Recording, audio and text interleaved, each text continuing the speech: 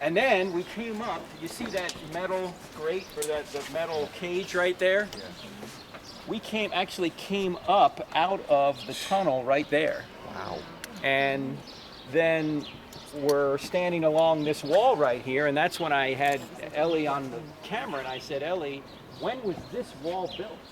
And he said, well, I discovered a coin under this wall at the very foundation of it from 20 AD. Well, 20 AD was 24 years after Herod died. Herod died in 4 BC. Herod the Great died in 4 BC.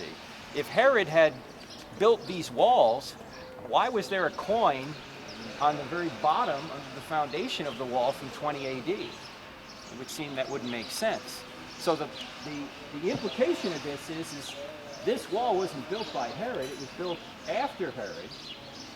But if the temple was already up there, then we got a problem.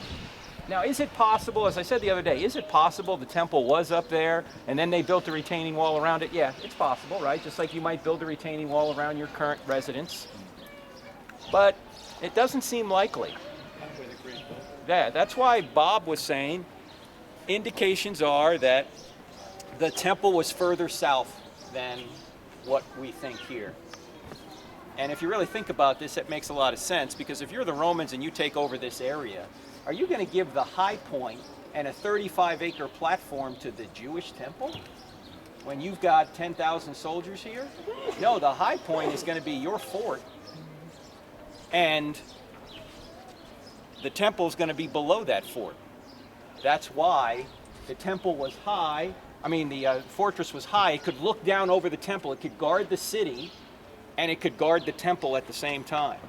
And yesterday we're up in the Mount of Olives. Remember we talked about how when Paul got into trouble in the Temple Mount, that the guards had to come down the steps to get him, and then they pulled him out of that mess because they wanted to kill him. The Jews wanted to kill him. And as he's going back up the steps, he stops and he wants to talk to the audience, and he says, he waves his hand, motions with his hand to get their attention. Well, those southern steps are just on the other side of this big wall here, a little bit further to the east, and I don't think we can get right on those steps. Can we get? We can see it. Unfortunately, due to Pentecost, it's a holiday today. We thought we could get on there, but we actually can't. So this wall, it probably really was built 20 AD and after as a Roman fort. So in 70 AD, when Titus came in, he wouldn't destroy all this. This was his fort. Right? He may have thrown some buildings off.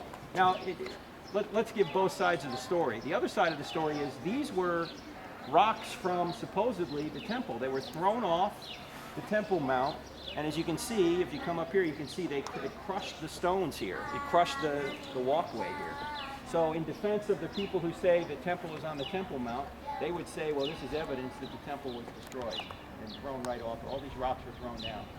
They will say, when Jesus said, no, not one rock will remain, they meant, or he meant, not the retaining wall, but the temple itself. So in defense of that position, that's what they would say.